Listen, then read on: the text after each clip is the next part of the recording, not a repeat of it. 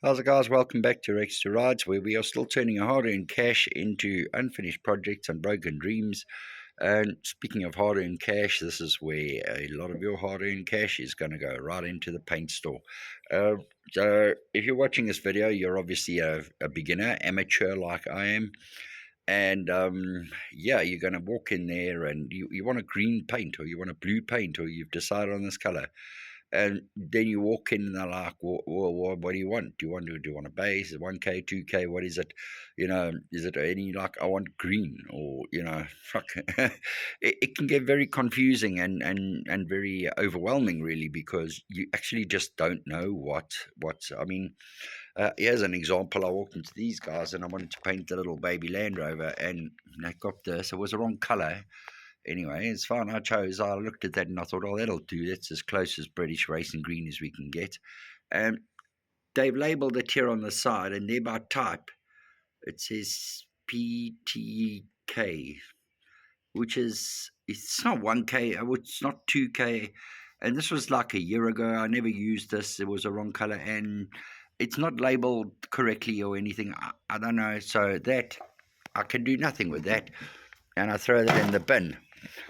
Next, we've got something like that, and it is all going to get very, very confusing to you. So basically, there's a secret weapon. I use a secret weapon of choice to figure out what's going on here, and that is the marker pen. We need the marker pen because you're going to have loads of tins of paint like that. And unless you've written down what it is, you're going to forget. Like I've forgotten with that, it went in the bin because it's useless to me. These guys, Auto Paint Center, they've been very good. They put this label on the side. So they say that's Luxor 2K. I know that's red. It's a Honda red.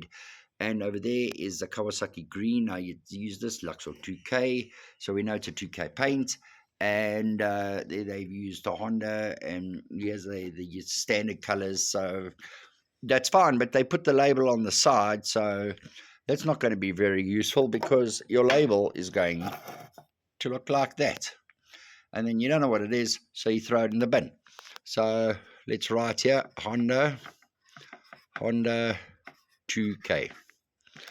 Right, Kawasaki 2K. And this is also a 221 and 221. So what am I doing there? Basically, I'm labeling the color and the amount of components that the paint consists of or requires. So basically the essential difference between 2K and 1K paint is thinners aside, primers aside. When you look at the actual paint, let's take this. The difference between that, in fact, not that, because we know what that is. This is a metallic black. Just for the record, most of your metallics are 1K base, 2K clear coat. And this is a 2K black. And that is a 1K, and that is a 2K. That is a two-component system. I'm assuming the K comes from like German or Dutch or something. Two-component, meaning that it works with a paint and then it works with a hardener. So these two guys go hand in hand, and that guy goes on his own. So how do they work? Your 1K works with the solvents when you sprayed it on or painted it on or anything. And while I'm explaining this, think about the difference between fiberglass and a varnish. Fiberglass, you mix your resin with a catalyst. And a varnish, you just paint on. Now that varnish dries by itself. A fiberglass will only dry, or actually called curing, if you've mixed it with a hardener or the catalyst in the case of fiberglass. So, but what is stronger, what is more resilient is the fiberglass, and the varnish is not as resilient. So this is the main difference between 2K and 1K. one component that will dry on its own by the solvents leaving the surface. Now, it's very important to remember that for one specific reason we'll get into later. Your 2K is two component. That will only dry or cure if they are mixed correctly. So when you mix that with that, you're going to get a reaction that is going to cause it to dry. That generally dries faster, that dries slower, but that has a it's much more resilient. That is why your finishes on an automotive or on a car are generally 2K, the finish. So what you've got is two different types of paint systems. There's two different or a few different types of paint techniques, because this is another thing they're going to ask you. Because why can't everything now just be 2K? We don't understand. Why does a 1K, 2K, what is this polyurethane, what's this, what's that?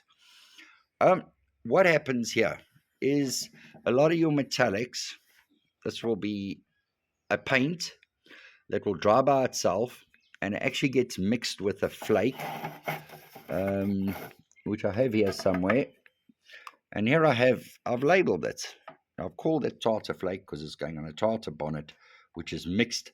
That is the same flake that's mixed into that black. And that will give you a surface that's called the base coat. So we are using now, with a base coat, clear coat. It's a two-stage system. So first you're using your base coat, and your base coats are generally 1K. And they are going to dry with the solvents leaving the surface. So we spray that on first. And then once that's flashed off, basically by flashed off, it means the solvents have evaporated. So it's sort of tack dry to touch. We put a 2K clear coat over it, and that gives you your hard surface. A few things about your two-stage system is you don't sand down your base coat. Your base coat has to go on good, smooth, no runs, first time. There's no takesy-backsies, there's no going back and fix. You sand the whole panel and you redo again until you get your surface correct and you get it done. I'm going to show you the difference between the two. Here is also, now that is the same as that. That is metallic silver. I've written 1K silver sample, so I know what that is. And it's got tartar flakes, so I know what that is. So these two go together, and then you've got your paint, your 2K. Now, your 2K also you can tint or anything like your 1K base. You can tint it, you can change it, you can do whatever you want to it, and you mix that with the hardener, and that will cure over time. So when you look at the Isuzu over here, this is a 2K single stage. So in other words, the paint was mixed with a hardener and that was sprayed onto the primer. There's no clear coat over it. It's just that. If I sand that down, I'm going to get blue dust. And then I know that this was a single stage. But you can also see if you look closely. So here I've got I did some spray outs yesterday, just running through. Got that silver flake, so I'm trying to get the silver flake right. And I think I have nailed it. You're not going to see it on the camera. So this is the 1K base coat and then the 2K clear coat over that. So it is a 2K finish, which you can sand, you can polish, and good for automotive. Well, it's automotive. It's good enough for your finish. This is you can see there was no surface prep. This is my spray out panel. This is the 2K black. So they're both black. The difference is this is just one coat, and this is the 2K. It's the paint mixed with the hardener. I can sand and polish that, and I'll be fine. This, I cannot sand the base coat. Oh, there you catch the flake in it. I cannot sand the base coat. I can only sand and polish the clear coat. So I'm going to give you a couple of tips here while we're on it. That basically sums up the difference between what is the difference between 2K and 1K. Single stage, you've mixed the 2K with hardener and you sprayed it on. It's a single stage. Your 2-stage, you've mixed your base coat, or you've put your base coat on, which is a 1K. Then your second stage, you've mixed your top coat with a hardener. So this is a 2K with a 1K base with a 2K clear coat. And that's those are the two main different ways of doing it. So if they ask, is it a base coat or what is it? You say, no, it's a single stage 2K that I'm looking for. So when I walked in there, I said, I need green. I'm not using clear coats. I'm not using anything else. I just want the green. I want Kawasaki green in a single stage 2K paint. Now, the mixing ratios vary. I know that these guys with the Luxor, the mixing ratio is 2 parts paint to 1 part hardener. The hardener is the activator. Hardener or activator, same thing. And then your thinners or reducer. So that is a 2-to-1 ratio. This 2K, I know, is a 3-to-1 ratio. So I write it on the lid again. I don't lose the info that's on the side of the tin. So down the line, when I look at these two different tins, which are going to be next to each other on the shelf, and they're going to have paint down the side of them and everything, I know that that is the metallic black. And this is a 1K, so we are not mixing it with hardener. We're just putting a bit of thinners. And that is a 2K. It must be a 3-to-1. So we're good with that. It's a plain black. You can see on the side it's a plain black. Doesn't need labeling. You do get different kinds of hardeners and thinners. And I'll show you, there's a medium thinner and there's a fast thinner. And the same with your hardener. There's a medium hardener or activator. There's another medium. Would that work with that paint? Most probably. It's a different system, different companies, different brands. It would most probably work. But my advice to you is find a paint shop that gives you the good service, that gives you the backup, that will do little things like, oh, we need some flake, or let's try that, and let's try this, and let's try that. And build a relationship with them that they can explain more and help you along the line. And every time you go there, take your pen with you.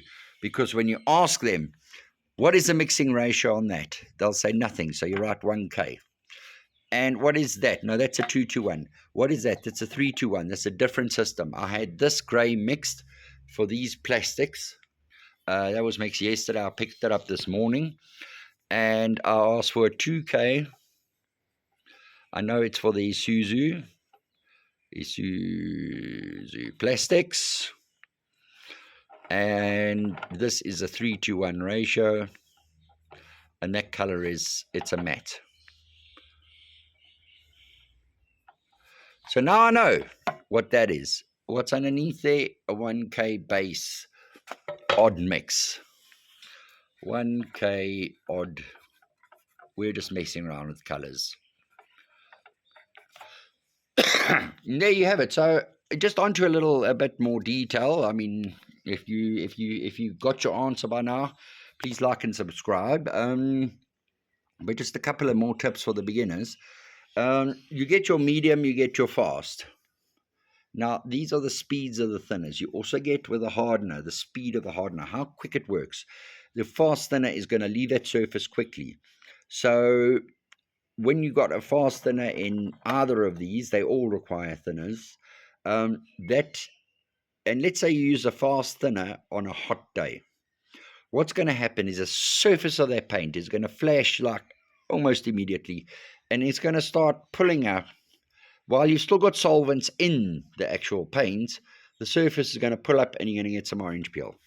And you're wondering why it's not working. You're just not getting a good finish because it's a bit of a hot day. So we're sort of quite warm today. So I'm sticking to medium thinners this time of year. If it gets really hot, I'm going to go down to slow. If it moves into winter, I'm going to move up to a fast thinner. And the same with the hardener or the activator. The thinner is also called a reducer. Same with the hardener. If it's a hot day, you want to use a slow activator. On a medium sort of day, you need to use a medium, and cold day, you need a faster activator.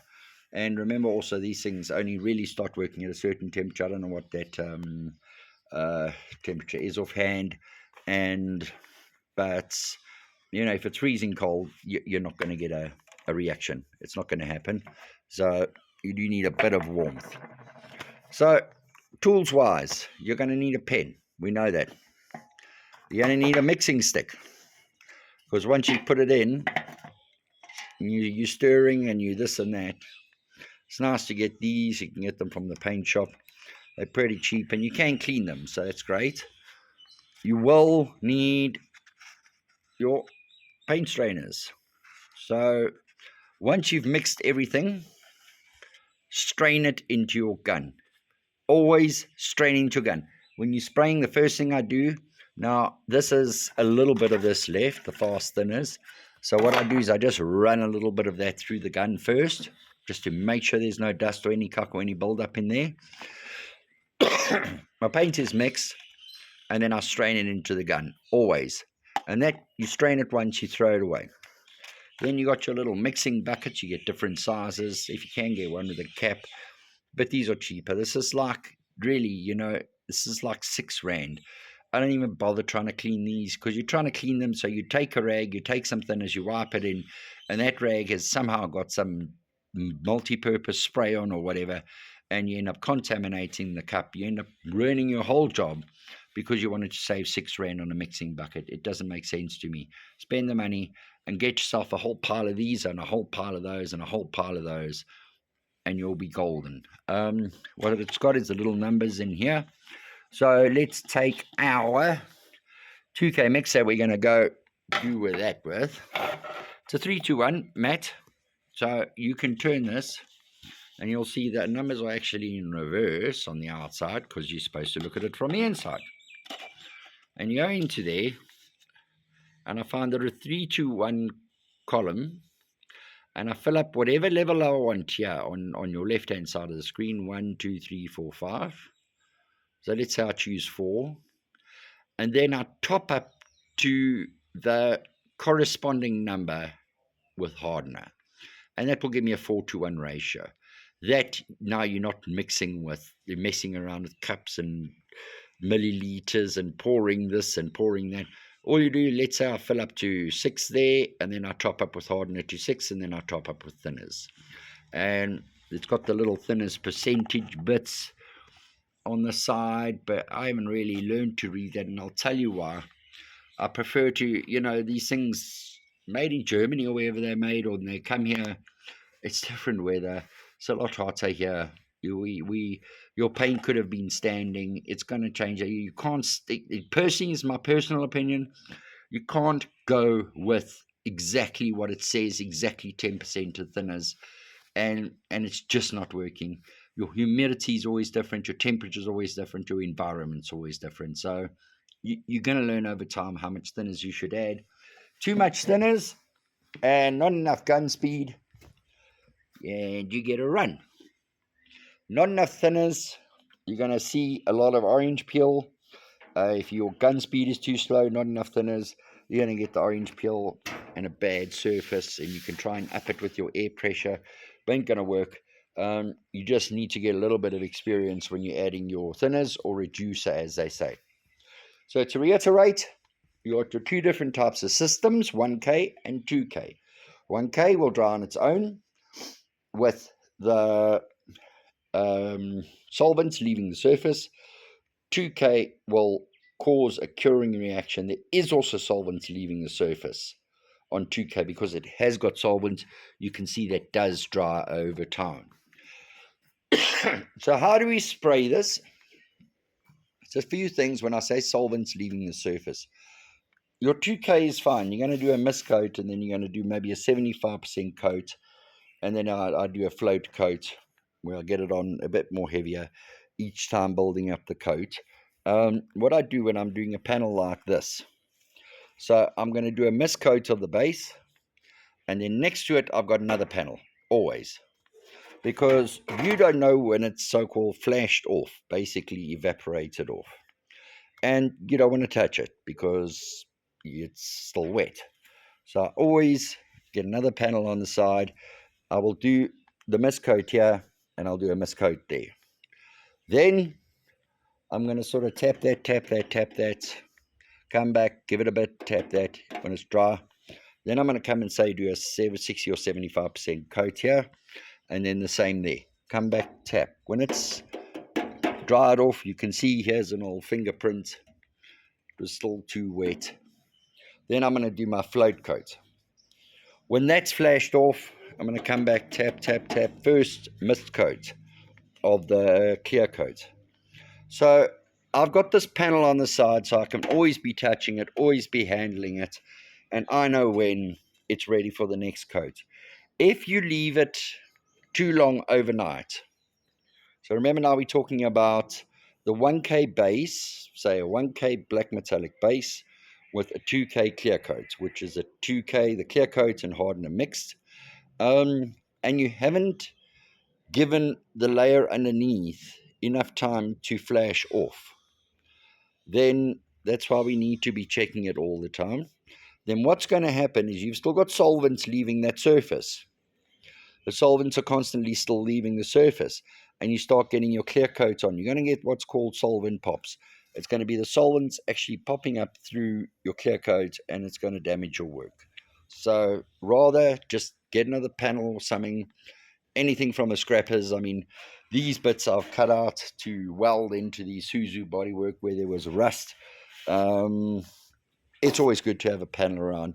You can always make little decorations, hang them up in your garage. These are the spray-outs of what you've done.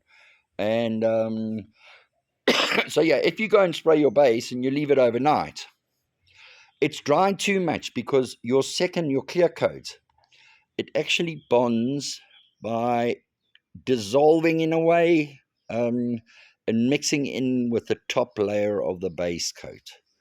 So then you know it's adhering properly. It's not like paint that's going on sandpaper. That's a sanded surface where it uses the roughness to grip onto. It's using a more dissolving and blending in with the base coat. Blending is not really the word because that's a different spray technique. But anyway, you get what I mean. So there's a reaction going on between the top coat and the base coat. So if you've gone and left this thing overnight to dry, and you put your clear coats on, you can see these cars driving around. After a while, they start to delaminate. Top coat's coming off, that car's coming back to you, and they're going to say, hey, what's happening? And you know, it's because you left your base coat, clear coat, which is the 2-stage, for too long. So a quick itty-bitty on thinners and or primers. We've covered the thinners. We've covered 2K base coat. If you're still watching, well done. One of my notoriously long videos as per usual. Well, I cut this one down from an hour 20 that I did yesterday. I'm going to start off with the first one. This is Carvello. I just used this for the bike plastics that I did. Look, I haven't had paint come off. It's not really a system I like because you have to spray this on and immediately spray your paint. Now, let's look at this. This is the whole thing off the Isuzu. I was very, very lucky to find this, even though it's broken. We're going to give it a fix, but I'm just going to show you something here. Plastic consists of oil. So, if you light the surface, you'll see it's changing color, and it actually looks like it's being restored, right? That's what they say, the old plastic chairs. Spray them with a heat gun, and what will happen is it'll look refreshed. And what you're really doing is you're just bringing the oil to the surface of the plastic from the inside. So then it looks new because it is new plastic. It's got new oil. So the outside is dull. And this has been sitting in a scrapyard for decades. It is dull because the oil has left the surface, but there is still oil leaving the surface. So none of these primers or anything is going to stick to that, unless you're using a plastic primer. So it's important on all plastics to first use a plastic primer and then talk to your supplier and ask them how to use it. Don't just walk in there and say, I want a plastic primer, because they're going to do what people tend to do, give you what you want, because they're a shop. You are coming and ask, you are going to Pick and Pay, you ask for a bag of sugar, you're going to get a bag of sugar. They're not going to explain to you what sugar does. They're just going to give it to you. So ask them. How long do I have to wait? How many coats does it need? Some of these, if you put a coat on, you put a second coat on, it's going to come off. And it's not the actual paint that's coming off the plastic. It's a second coat coming off the first coat, because that is only designed to adhere to plastic, not to another coat of that. So ask them, always ask them. What is the flash off time? How much do I mix it? That I know. You don't mix with nothing. You put it in the gun, you spray it on, and you like not even like 5 minutes, and it's pretty much flashed off, and you get your paint on, which we've got over there. So that's that. Then you're going to get your standard 2K primer, and there's a lot of these on the market. I've been through a hell of a lot. Some of them are saying they are, this is a fast sand primer, and they talk about all sorts with a primer. This is a 2K system. This primer I know is 2K. It says so on the tin, and what it also says on the tin is that its mixing ratio is 4:1:1. But remember that thinners, I'm telling you, if you put one part of thinners into this, it's not going to come out the gun, even if your nozzle is 1 meter wide. This stuff is really high filling. It cuts really nicely. It sands really nicely. I'm very happy with this primer. It hides a hell of a lot. It's really, really, it's a pleasure to work with, but you got to add quite a bit of thinners because, man, that stuff's like polyfiller, really. It's solid in there. So then we need that. Now, but that doesn't adhere, that only adheres to old paint, old primer and that. That does not adhere to metal. If you've got plain metal, you need to look at an epoxy primer, or you need to look at an etch primer. So this etch primer, I can see on the front here, they've given me grey etch primer, 1 litre, mixing ratio, 2:1, thinners only. So I'm mixing it, but I'm mixing it with thinners. So I'm going to write on the top here, it is 1K. This is a 1K 2:1 thinners. So I don't get confused and go adding any catalyst to that. Now that's going to go on your clear metal, and then you're going to sand it and just really thin it off. Maybe you're not going to sand it all the way down because you're just going to go all the way through. 2:1 thinners is a really, really it's a lot of thinners, and so it should go on real smooth. And then I would then put the normal 2K fast sand primer, or it's the 2K grey primer, really over. Remember, your primer sometimes does come up through the paint. Grey seems to be the industry standard because in photographic terms, grey is not white, it's not black, it's 50% of both. That's why you get a 50% grey is what it's called. What I'm looking for is the NS1, which is not here. What I have got, there's the garage, is a product made by Durham. Durham has never really been my favorite. There it is, right up there. And this is something you're going to need on old cars. Is this Durham NS1 Rust Buster. Now, you can use the oxidine. It's just a lot of washing off. It's a pain in the ass. You can use a lot of rust removals. What I've found about this Durham, now, quite often you're going to get to something that you need to clean the rust off. And, you're going to, come out of high water, you're just not going to be able to get that rust, especially when it starts pitting like that. You get these little holes, very deep pitting. It just doesn't come out. This is also a primer. So what I would do on serious rust where you cannot get it out, I would paint this on with a brush. You don't need to spray it. And then leave it for a couple hours to dry. It does dry quite fast. And then I would sand it. And then it's actually going to give you a smooth surface, but there's going to be exposed metal. Then I would use the etch primer. It's called etch because it etches in. So it actually has a chemical reaction that cuts its way into the metal. That's how it sticks. Then I would use a grey primer. So that's pretty much all you're going to need to play around with. You do get these little bottles. You do get smaller, like the paint shop does now. This 250 ml, and it's not expensive. So I can ask them for 250 mils of a variety of colors and a whole lot of panels, and just spray and practice until I get it right. So yeah, guys, that's basically the essence of